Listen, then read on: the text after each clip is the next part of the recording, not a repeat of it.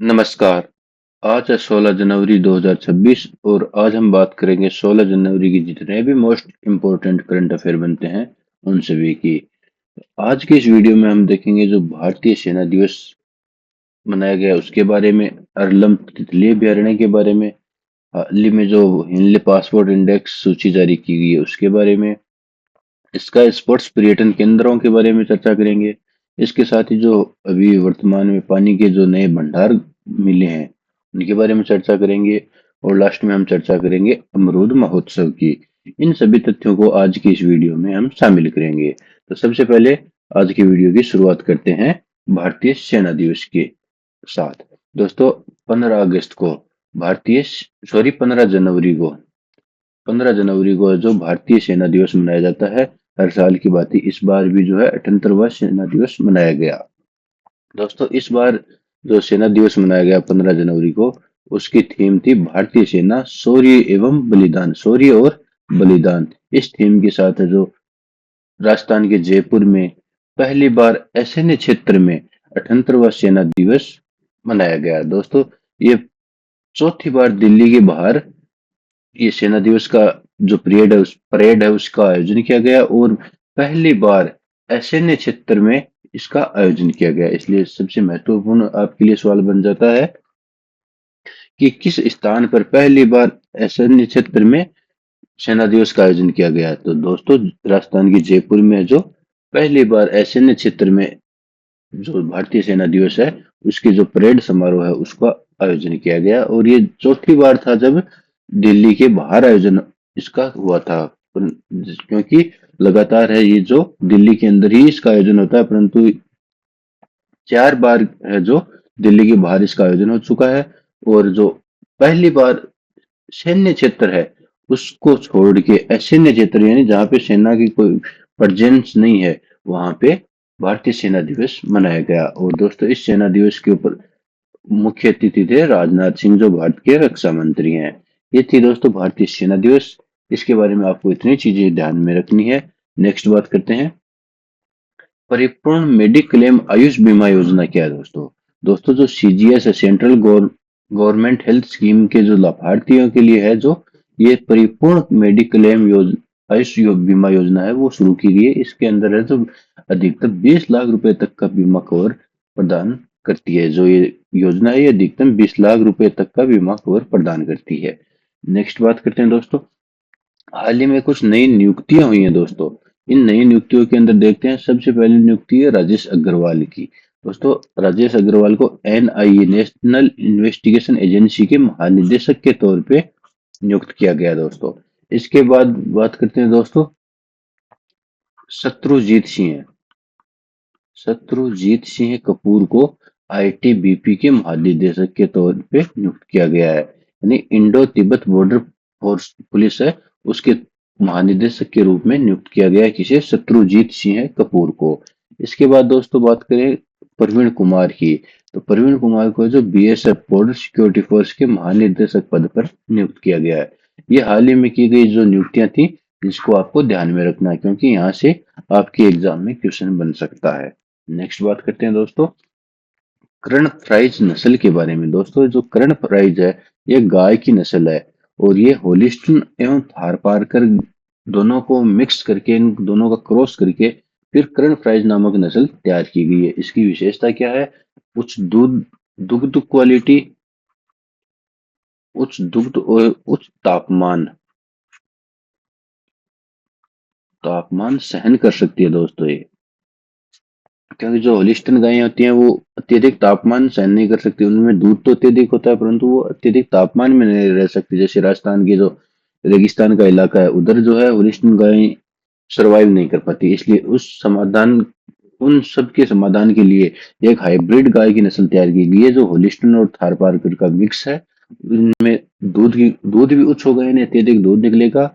और ये जो राजस्थान के जो रेगिस्तान का जो तापमान है उसे भी सहन कर सकेगी।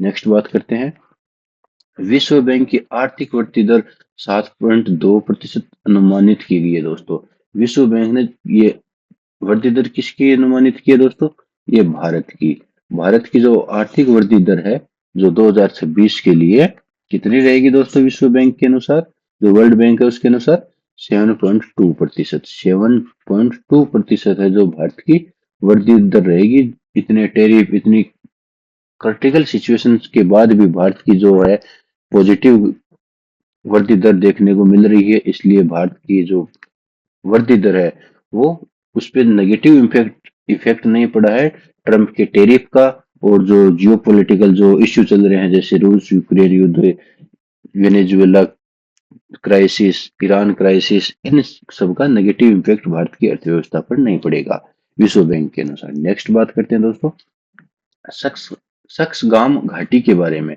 दोस्तों हाल ही में चर्चा में रही सक्सगाम घाटी है जो पीओके के अंदर स्थित है। दोस्तों पाक अधिकृत कश्मीर के अंदर स्थित है। ये चर्चा में क्यों है? जो दोस्तों पीओके के है जो पाक ऑक्यूपाइड कश्मीर है, इस पे पाकिस्तान ने कब्जा कर लिया था। और इस कब्जा स्थान में से जो सक्सगाम घाटी नामक जो क्षेत्र है वो चीन को बेच दिया था। और चीन को बेच दिया था तो अभी इस सक्सगाम घाटी के ऊपर आधिपत्य किसका है? चीन का। तो यहाँ पे चीन है कुछ डेवलपमेंट कार्य कर रहा है और उसका भारत सरकार ने विरोध किया है। और उधर से चाइना भी विरोध कर रहा है कि ये हमारा क्षेत्र है, और भारत का दावा है कि ये हमारा क्षेत्र है। इसलिए ये सक्सगाम घाटी है जो हाल ही में चर्चा का विषय बनी है। इसलिए आपको ध्यान रखना है ये कहाँ पे है। ये दोस्तों पाक ऑक्यूपाइड कश्मीर के अंदर स्थित है। यह आपको इस ग्राम सक्सगाम घाटी के बारे में ध्यान रखना है। नेक्स्ट बात करते हैं दोस्तों अरलम तितली अभ्यारण्य। पहला अभ्यारण्य बना है दोस्तों केरल का। किस राज्य का ये पहला अभ्यारण्य तितली अभ्यारण्य बना है? केरल का। दोस्तों केरल का पहला तितली अभ्यारण्य कौन सा है? अरलम तितली अभ्यारण्य। ये दोस्तों प्रथम तितली अभ्यारण्य बना है। ये आपके लिए बहुत ही महत्वपूर्ण हो जाता है। नेक्स्ट बात करते हैं हेनले पासपोर्ट इंडेक्स 2026 के बारे में। दोस्तों जो हेनले पासपोर्ट इंडेक्स है जो जारी किया गया है उसमें प्रथम स्थान प्राप्त किया है सिंगापुर ने, अंतिम स्थान प्राप्त किया अफगानिस्तान ने। भारत का स्थान रहा है दोस्तों 80वां स्थान रहा है। और इसका मतलब क्या होता है दोस्तों? हेनले पासपोर्ट इंडेक्स क्या शो करता है? हेनले पासपोर्ट इंडेक्स शो करता है कि आपका जो पासपोर्ट है वो कितने देशों के अंदर वीजा ऑन अराइवल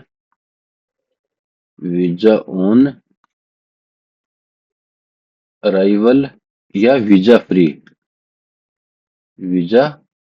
फ्री यात्रा कर सकते हैं। आप किसी देश के अंदर, कितने देशों के अंदर वीजा फ्री यात्रा या वीजा ऑन अराइवल के तहत यात्रा कर सकते हैं। तो दोस्तों भारत है जो 55 देशों के अंदर है जो वीजा ऑन अराइवल या वीजा फ्री यात्रा, भारत के जो पासपोर्ट है वो मान्य है। यानी 55 देशों के अंदर है जो आप भारतीय पासपोर्ट के द्वारा वीजा फ्री या वीजा ऑन अराइवल के तहत यात्रा कर सकते हैं। नेक्स्ट बात करते हैं। अब दोस्तों ये था हमारा नेशनल करंट अफेयर। इसके बाद हमारी एक क्वेश्चन होते हैं जो आपको लास्ट वीडियो के अंदर बताए गए थे, उसके रिवीजन के तौर पे आपसे कुछ क्वेश्चन पूछे जाएंगे जिनका आंसर आपको कमेंट बॉक्स के अंदर बताना है। इसके बाद हम बात करेंगे राजस्थान करंट अफेयर की। अभी था हमारा नेशनल और इंटरनेशनल करंट अफेयर। नेशनल और इंटरनेशनल हमारा करंट अफेयर हमने देखा। अब बात करेंगे हम राजस्थान करंट अफेयर की। इससे पहले हमारी जो क्वेश्चन सीरीज है उसका आपको sir right answer comment box के अंदर बताना है। तो आज का पहला प्रश्न है राजस्थान की पहली पूर्णतः जैविक ग्राम पंचायत कौन सी है? इसके ऑप्शन है बिड़ोदीबड़ी, बामनवास कंकर, बालीचा, चोरवाड़ा। दोस्तों इस क्वेश्चन को हमने लास्ट वीडियो के अंदर कवर किया था, इसलिए आपको इसका राइट आंसर कमेंट बॉक्स के अंदर बताना है। और इसके बाद नेक्स्ट क्वेश्चन है बामनवास कंकर ग्राम पंचायत किस जिले में स्थित है दोस्तों? तो इसके ऑप्शन आपके पास सीकर, जयपुर, कोटपुतली, बहरोड और अलवर। दोस्तों इस क्वेश्चन का आंसर भी आपको कमेंट बॉक्स के अंदर बताना है। ये दोनों क्वेश्चन हमने लास्ट वीडियो के अंदर कवर किए थे। नेक्स्ट बात करते हैं हमारे राजस्थान करंट अफेयर की। दोस्तों जैसलमेर में स्काई स्पोर्ट्स पर्यटन केंद्र खोले जाएंगे। अब ये स्काई स्पोर्ट्स पर्यटन केंद्र क्या है?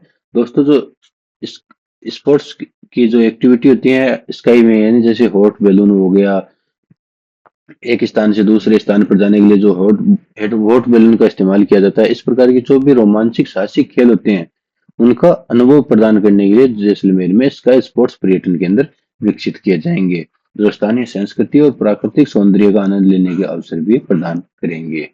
नेक्स्ट बात करते हैं दोस्तों 68वीं राष्ट्रीय निशानेबाजी चैंपियनशिप का आयोजन किया गया था हाल ही में। इस प्रतियोगिता में राजस्थान ने 51 पदक प्राप्त कर तीसरा स्थान प्राप्त किया दोस्तों अंक तालिका में। अब तीसरा स्थान प्राप्त किया तो पहले स्थान पे कौन रहा दोस्तों? पहले स्थान पे रहा हरियाणा। और दूसरे स्थान पे कौन रहा दोस्तों? दूसरे स्थान पे रहा महाराष्ट्र। और तीसरे स्थान पर 51 पदक के साथ जो है राजस्थान तीसरे स्थान पर रहा। अब 51 पदक प्राप्त किए तो 51 पदक में से कितने तो गोल्ड मेडल प्राप्त किए, कितने सिल्वर मेडल प्राप्त किए और कितने ब्रॉन्ज मेडल प्राप्त किए? तो दोस्तों राजस्थान ने जो 15 गोल्ड मेडल, 15 रजत पदक और 21 ब्रॉन्ज मेडल प्राप्त कर तीसरा स्थान प्राप्त किया। इसलिए इतनी चीजें आपको 68वीं राष्ट्रीय निशानेबाजी चैंपियनशिप के बारे में ध्यान रखनी है। नेक्स्ट बात करते हैं, पोखरण में पानी के भंडार मिले हैं दोस्तों। पोखरण कहाँ स्थित है? जैसलमेर में। जैसलमेर के जो पोखरण क्षेत्र है वहां पे हाल ही में पानी के भंडार मिले हैं, जो स्थानीय जल संकट को कम करने में मदद करेगा और कृषि समुदाय के लिए लाभदायक अवसर प्रदान होंगे। इसलिए आपको दोस्तों इम्पोर्टेंट क्या है इस एज में कि पानी के तो भंडार मिले हैं, इसमें इतना इम्पोर्टेंट क्या है? इम्पोर्टेंट है दोस्तों, क्या इम्पोर्टेंट है कि ये पोखरण में मिले हैं, जो अभाव क्षेत्र है, जल का अभाव है दोस्तों, वहां पे जल के भंडार, पानी का भंडार मिला, इसलिए ये इंपॉर्टेंट है। दूसरा दोस्तों यहाँ पे 33 सागर के अवशेष होने का जो धार का मरुस्थल है, यहाँ पे बताया जाता है कि ये प्राचीन काल में मरुस्थल नहीं था, तो क्या था? यहाँ पे 33 सागर था। 33 सागर जो नदियों के द्वारा गाद जमा होने के कारण 33 सागर है, उसमें गाद जमा हो गया और 33 सागर के अवशेष खत्म हो गए और वहां पे मरुस्थल का निर्माण हो गया 33 सागर के स्थान पे। इसलिए जो 33 सागर के जो अवशेष हैं उनका प्रमाण जो है ये पानी के भंडार देते हैं। आने वाले समय में यहाँ पे इस चीज को लेकर अलग अलग प्रकार की रिसर्च की जाएगी, जिसके अंदर हमारे लिए और भी देखने वाली बातें सामने आएंगी, तब हम उनके बारे में अलग से चर्चा करेंगे। नेक्स्ट बात करते हैं दोस्तों, सवाई माधोपुर में दोस्तों अमरूद महोत्सव का आयोजन किया जाएगा। दोस्तों कब किया जाएगा? 18 से 19 जनवरी को सवाई माधोपुर में पहली बार अमरूद महोत्सव का आयोजन किया जाएगा, जिसमें स्थानीय उत्पादकों पर्यटकों के लिए विशेष कार्यक्रम आयोजित किए जाएंगे। अब दोस्तों ये अमरूद महोत्सव क्या है दोस्तों? जो सवाई माधोपुर है वहां पे अत्यधिक मात्रा में अमरूद की खेती की जाती है, इसलिए उनके आयात निर्यात को बढ़ावा देने के लिए, उसके इंपोर्ट एक्सपोर्ट को बढ़ावा देने के लिए, लोगों को जागरूक बनाने के लिए जो है अमरूद महोत्सव का आयोजन किया जाएगा। ये इम्पोर्टेंट क्यों है दोस्तों? ये इम्पोर्टेंट इसलिए है कि ये पहली बार आयोजित किया जा रहा है, इसलिए आपकी एग्जाम की दृष्टि से ये इम्पोर्टेंट हो जाता है। नेक्स्ट बात करते हैं दोस्तों, राज्य स्तरीय आरोग्य मेला कहाँ आयोजित किया गया दोस्तों? दोस्तों जो राज्य स्तरीय आरोग्य मेला वो जवाहर कला केंद्र जयपुर के अंदर है, जो आयोजित किया गया है। इतनी चीजें आपको आज के करंट अफेयर से याद रखनी है। इसी के साथ आज का करंट अफेयर यहीं पे समाप्त होता है। अब हम नेक्स्ट बढ़ते हैं आज के अगले क्वेश्चन की ओर। दोस्तों आज का आपका लास्ट क्वेश्चन है, इरोनेट इलेक्ट्रोल रोल मैनेजमेंट नेटवर्क प्रक्रिया लॉन्च की है। किसने लॉन्च किया दोस्तों? आपके सामने ऑप्शन है मेघालय, कर्नाटक, केरल, महाराष्ट्र। इसका जो राइट आंसर है वो आपको कमेंट बॉक्स के अंदर बताना है। और आज की वीडियो में बस इतना ही, मिलते हैं नेक्स्ट वीडियो में, तब तक के लिए जय हिंद जय भारत।